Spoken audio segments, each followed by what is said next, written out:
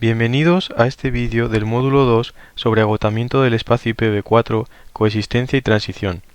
Mi nombre es Álvaro Vives y a continuación os voy a hablar de mecanismos de transición IPv6. Se verán las siguientes ideas: estrategias de transición y tipos de mecanismos de transición. Lo primero que hay que tener claro es que se debe buscar la mejor estrategia de transición a IPv6, teniendo en cuenta que va a convivir con IPv4 durante bastante tiempo. Desde su diseño inicial, IPv6 se creó con la idea de fondo de que debía permitir una transición amigable con IPv4, permitiendo introducir el nuevo protocolo sin interferir en el normal funcionamiento de IPv4. Aún así, IPv4 a IPv6 son protocolos no compatibles entre sí, es decir, una pila IPv4 no entiende un paquete IPv6 y viceversa. Inicialmente, por tanto, el objetivo era añadir conectividad IPv6 en las redes, dispositivos, servicios y aplicaciones, coexistiendo con IPv4. Actualmente existe un nuevo factor a tener en cuenta, el agotamiento de direcciones IPv4, y como veremos, ya existen algunos mecanismos de transición IPv6 que tienen esto en cuenta. En cualquier caso, es un nuevo factor a tener en cuenta en las estrategias de transición a IPv6. Como guías generales para la elaboración de una estrategia de transición, hay que tener en cuenta que IPv6 coexistirá con IPv4, como ya se ha dicho, que lo recomendable es seguir el esquema ya existente para IPv4, que tendremos tres opciones principales, que veremos con detalle, que es en orden de preferencia IPv6 nativo, túneles y traducción, y que por supuesto cada caso es distinto, por muchas razones y muchas veces no solamente técnicas. En orden de preferencia, las tres posibles estrategias de transición son IPv6 nativo, en el que se utiliza la cabecera IPv6 del paquete para la transmisión de datos desde el origen al destino final. Existen dos opciones: Dual Stack o doble pila, que consiste en tener en los dispositivos, en la pila de red, la interfaz, el cable, ambos protocolos funcionando a la vez, en paralelo. La otra opción es solo IPv6, que consiste en usar solamente IPv6 sin IPv4. Los túneles consisten en encapsular una versión de IP en otra. La traducción será necesaria para comunicar dos hosts que solo hablan una versión y además versiones diferentes de IP.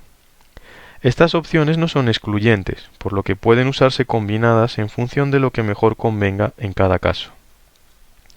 Los mecanismos de transición IPv6 son técnicas usadas para permitir conectividad IPv6 y en algunos casos para mitigar la escasez de IPv4. Son las herramientas usadas por las estrategias de transición. Debe aclararse que NAT44 o la traducción una vez de IPv4 a IPv4 o el NAT444, que es dos veces la traducción de IPv4 a IPv4, no son mecanismos de transición IPv6, sino mecanismos que permiten utilizar menos direcciones IPv4 públicas y por lo tanto extender la vida de las direcciones IPv6.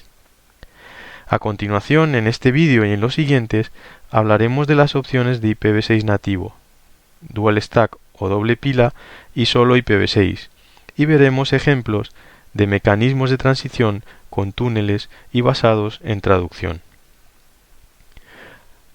Los mecanismos basados en túneles se deben usar cuando se quieren enviar paquetes de una versión de IP a través de una red que no soporta esa versión. Para ello se encapsula el paquete a enviar en un paquete IP de la versión soportada por la red a atravesar. Veremos que los túneles pueden ser estáticos o automáticos, o ser punto a punto o multipunto. Son el mecanismo de transición más común. Se han definido muchos han quedado obsoletos y otros se están desarrollando actualmente. Se pueden encapsular IPv6 en IPv4 directamente. Se puede utilizar una cabecera GRE o usar UDP, normalmente para atravesar NAT, o incluso encapsular IPv4 en IPv6.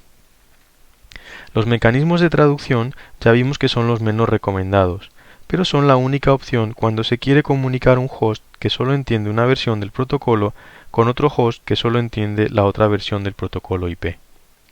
Para ello hace falta un elemento traductor entre los dos tipos de redes. Según quién inicia la comunicación, tendremos comunicación desde un host solo IPv6 hacia un host solo IPv4 o desde un host solo IPv4 a un host solo IPv6. Esta última opción se considera obsoleta y no se recomienda. No existen estándares ni implementaciones para lograr esto. Si se quiere comunicar un host solo IPv4 con un host solo IPv6, se debe ofrecer conectividad IPv6 al host solo IPv4. Gracias por la atención, hemos visto el vídeo sobre mecanismos de transición y en el siguiente hablaremos de doble pila.